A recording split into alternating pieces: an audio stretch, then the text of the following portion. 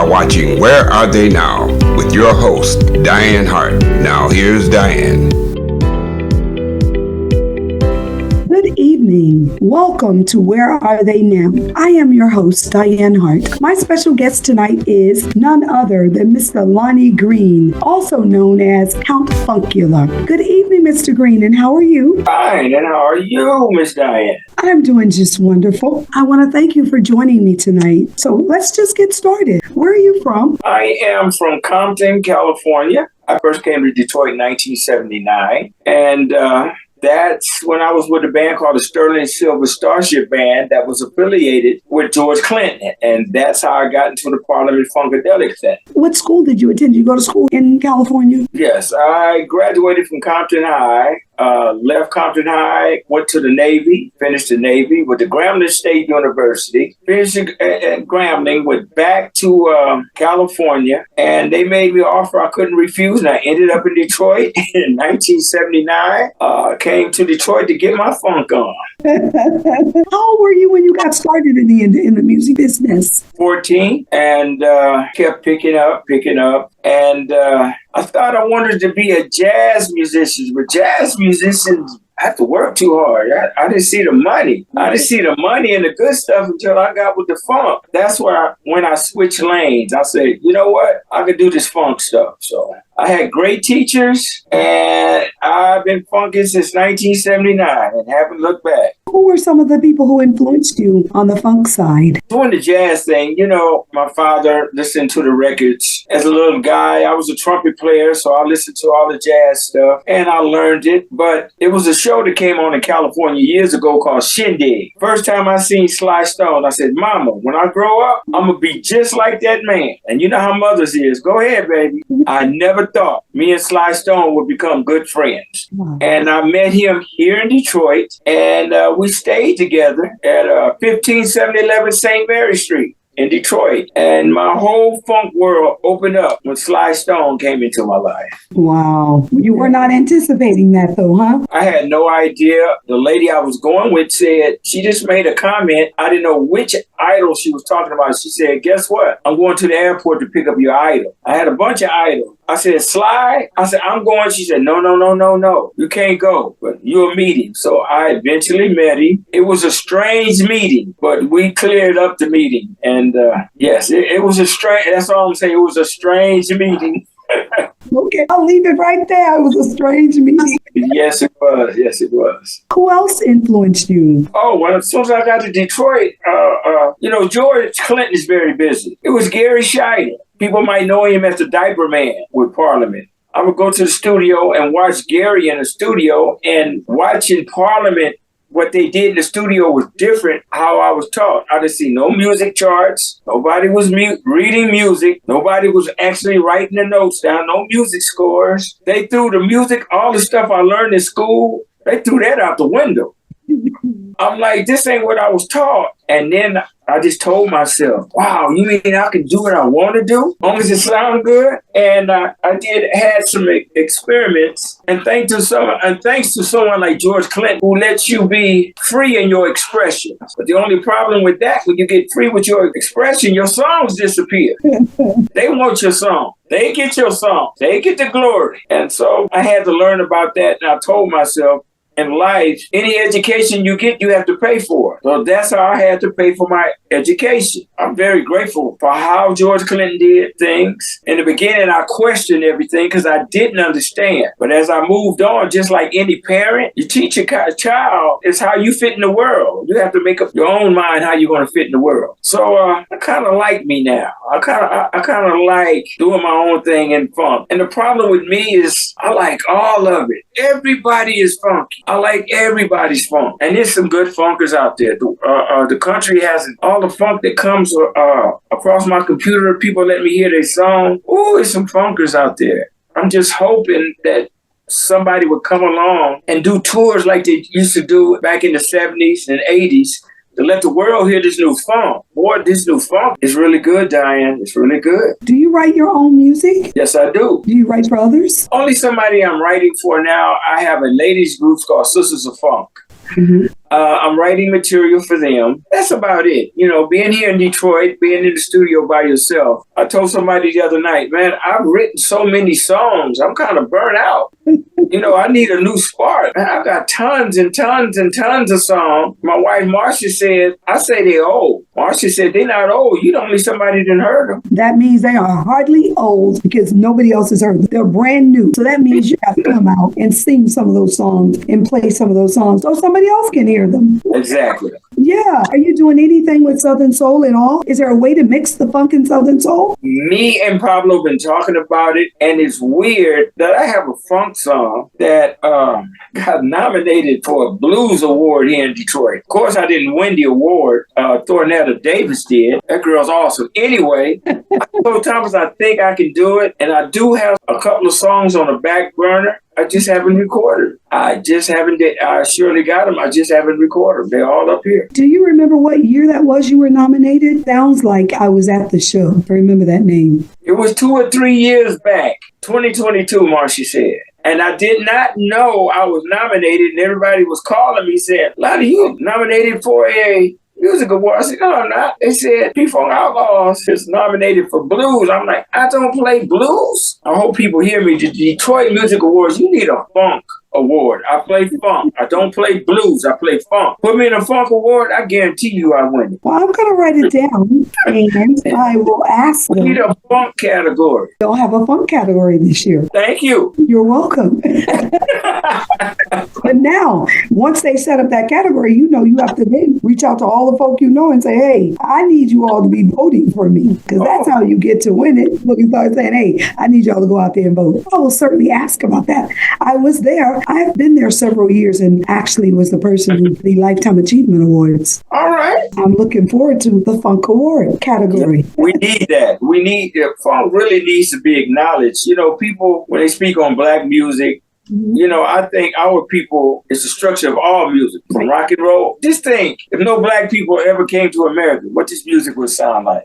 It'd be horrible. The American Black music has influenced the world. So just think, if it was no Blacks in America doing music. It's sad commentary, wouldn't it? It would be sad to think about. We'd be sounding like Hillbilly Joe. Even that music, the bluegrass came from Black people. All that came from us. But do we get our credit? No, most time not. And the Listen To is Caught Up. We'll be right back.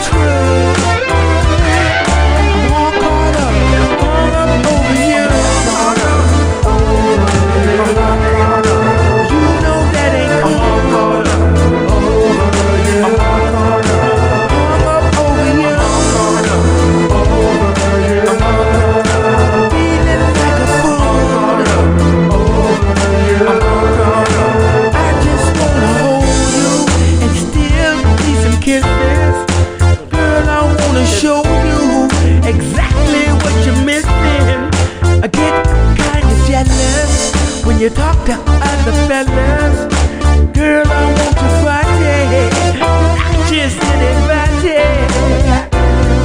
I'm all over you. I'm all over. You know that ain't good. I'm hung up over you. Feeling like a fool.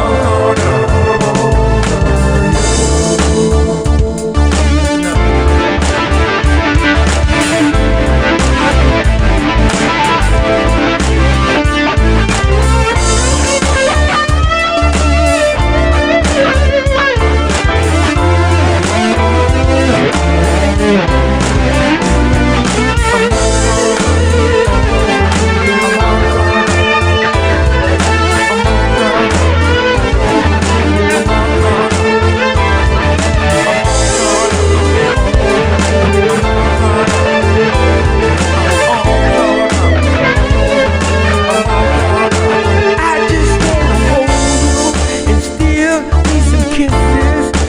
Girl, I wanna show you exactly what you're missing.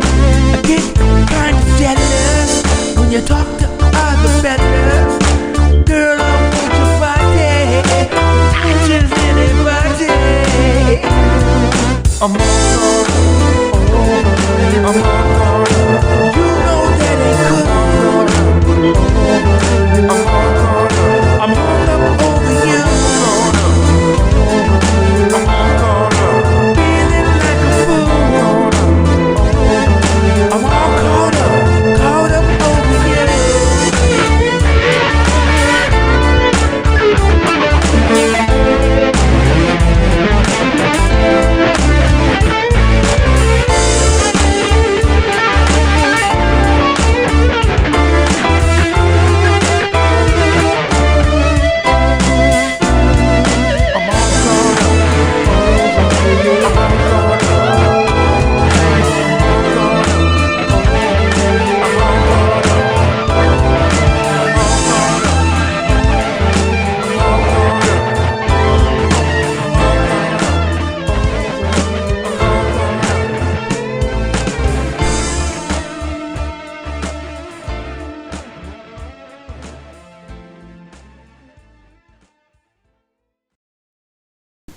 Welcome back. Thanks for watching Where Are They Now with my guest, Mr. Lonnie Green, aka Count Funkula. I've listened to a lot of your music. That is a bad jam. Where did Caught Up come from? What triggered that song? Marcy says she's gone. Why, Marcy? Don't leave me, Marcy. I have to tell the truth. Okay. To write a song, you have to be influenced. And it was this lady in Los Angeles who was a singer. She just inspired me to write the song. I would just do a sing, and I took a pencil and paper, and I just started writing. And next thing I know, I'm all caught up. That's how I came out. Marcia don't like to hear that, but it's the truth. I'm not going to lie. It's the truth. Well, I appreciate you being honest about it. I was just wondering, where did that come from? So now we know. You were inspired by somebody that was talking with you and you got some verbiage from there. So let me ask you this. At what point in time do you think your wheels are really turning? Early in the morning, late at night? I'm driving in my car on the highway. When I'm driving in my car on the highway, I take a lot of trips down south to Texas. Take them by myself. Man, the music that hits me. I'll be on that phone recorder. I have so many ideas of music on my phone. It's ridiculous. And that's where my ideas come on when I'm driving. I got that from Sly. I remember when Sly was here, we would drive, when George Clinton was staying in Brooklyn, Michigan, and we would drive and Sly would say things like, Lonnie, listen to the tires in the snow, how they slush, and listen to the rhythm of the windshield wipers. Oh my goodness. All is going. It almost sounds like the beginning of that song, Atomic Dog, the slushing of the snow and the windshield wipers. Sly started me to listening to everything. Back in the day, you couldn't say anything around without me coming up with a song. But as you got older, you just run out of ideas. I got a plethora of songs that just sitting. And this recorder behind me, it's 3 to 4 albums of material on here that nobody's heard but me. So do you anticipate we'll get to hear any of that music soon? I'm just going to say yes. I'm in the process now of working with some people through Sony Records, and they constantly on me. When you going to do this music? And there's so much is going on with me right now. I'm not going to get into that, but I have friends and associates in Los Angeles saying, man, when you going to release your music? How long you going to sit on it? I was like, I'm going to get it. You must get it soon. We'd all love to hear it. Let me ask you this. Are you touring at all? Not now. Before the pandemic, things was popping. When that pandemic hit, it just shut me down. That was my time. Right. Pandemic shut it down. So a lot of the venues and the places that I would have been, they don't exist no more. So now I play wherever they pay me at. Most of my shows are in other states. Whenever somebody call me, I'm there. We didn't really talk about what kind of instruments you play. What do you play? What all do you play?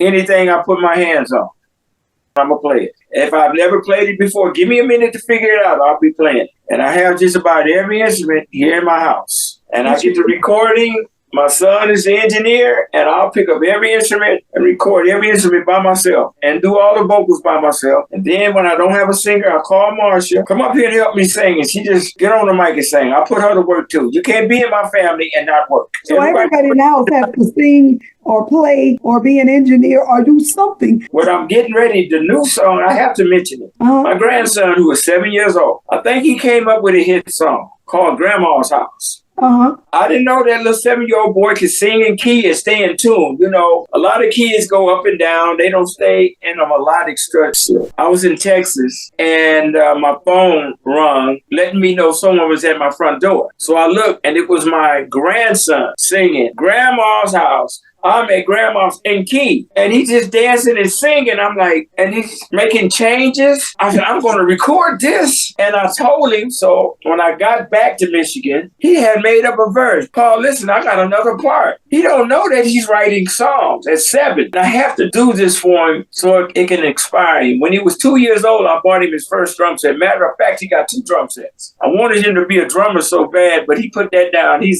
wants to be an astronaut. And he wants to be a scientist, and he wants to be a doctor. If you ever have a conversation with my grandson, he will shock you telling you about the universe. And when he was 4 years old, I'm like, Raiden, how do you know all this? He said, I just know, Paul. And when I took him to NASA, oh, that was something different. Me and Marcia took him to NASA, and he had on this little astronaut suit, space helmet, all that. And all the people are like, look at the little astronaut. So when the people is doing the tour at NASA, he's correcting the instructors. No, it goes like this. He was 5 years old then. Let this 5-year-old tell them about the universe. Wow. He's special. And that motivates me. That's good. So what we're going to do is we're going to take our second break. We're going to listen to Something to Dance to. Something to dance to. I love it. Oh, yeah, baby. This is the count. Y'all shouldn't have never counted me out. This is for my steppers and my ballroomers. If you hear any noise, it's just the girls and the boys doing this ballroom funk.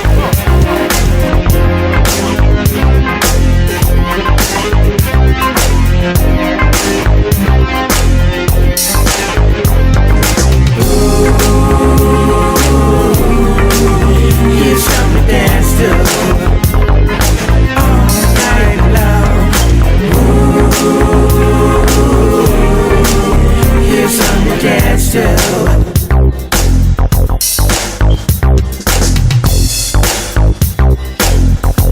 Yeah, I see you over there, baby. You looking good over there. Yeah. I love you too, baby.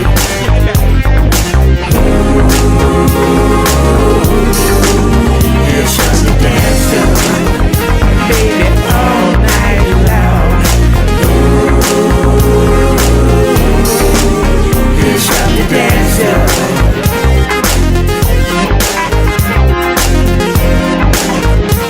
Oh yeah.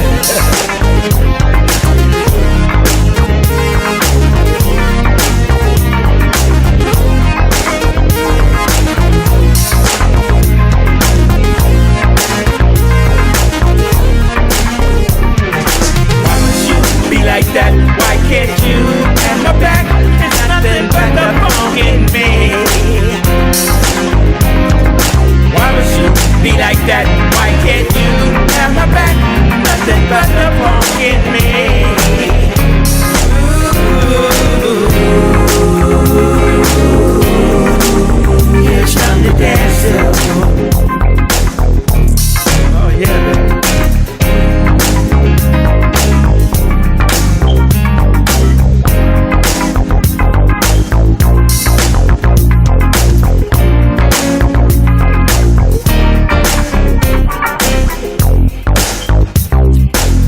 Have no fear to count it, yeah, baby. Do what you do and keep moving, baby. You can always count on the count, yeah. Let's sing this. Here's something to dance to, baby, all night long. Here's something to dance to.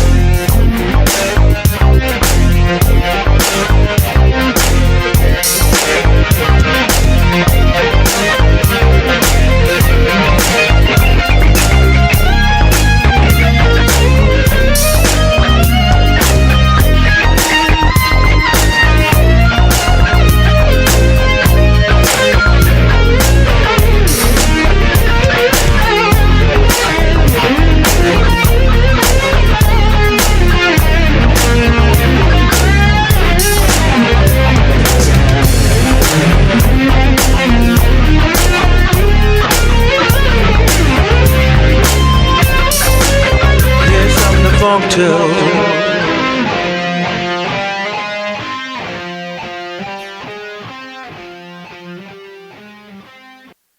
Welcome back to Where Are They Now? My guest is none other than Mr. Lonnie Green, a.k.a. Count Funkula, one of the baddest funk musicians of all time. Tell me, where did Something to Dance With come from? Now, this is a good one. She's going to stay in here and listen to this.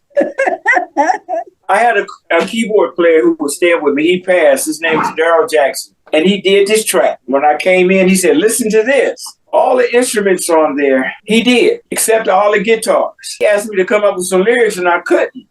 So all I could come up with, ooh, here's something to dance to. So I put it down, and it was nobody to help me sing, so I called Marsha. She had to come way up here, walk up 3 flights of stairs to get to the studio.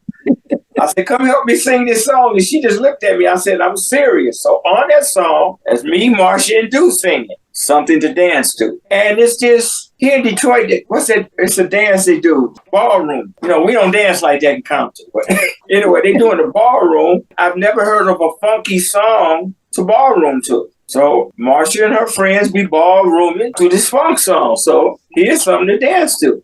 That's it. Not a thing wrong with that. Listen, wish I could sing. Can't, but hey. You can sing. See, everybody can sing. Everybody can't sing. I can sing, but I can't sing.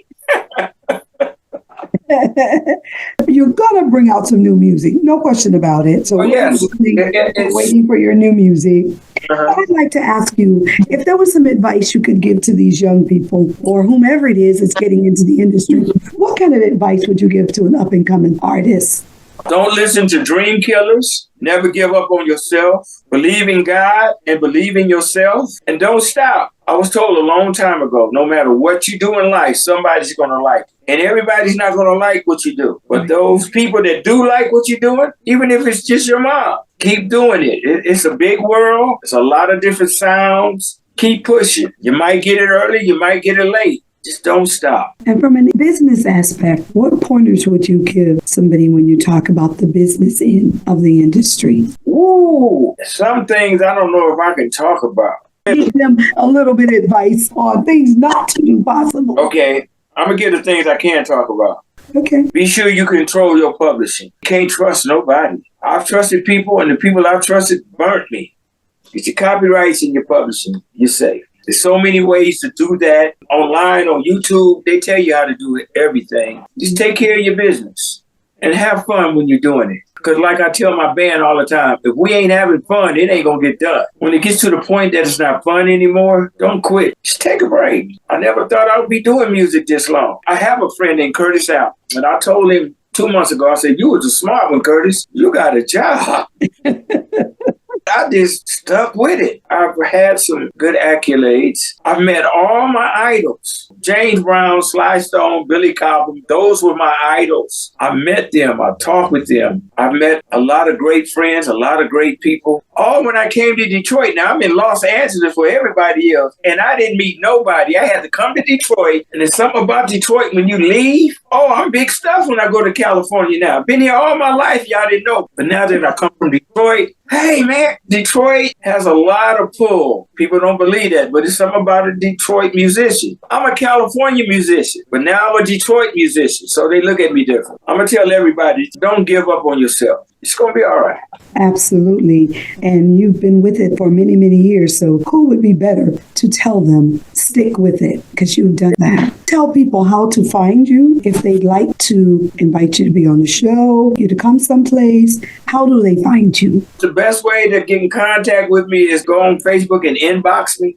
Okay. That's it. A Facebook page. Lonnie Chipstar Green, P-Funk Outlaws page. I have a OG Count Funkula. See, there's other Count Funkulas out there, but I was the first one. You know, I was Count Funkula in 1979, and I'm the only one with a K. You can find me. I'm not hard to find.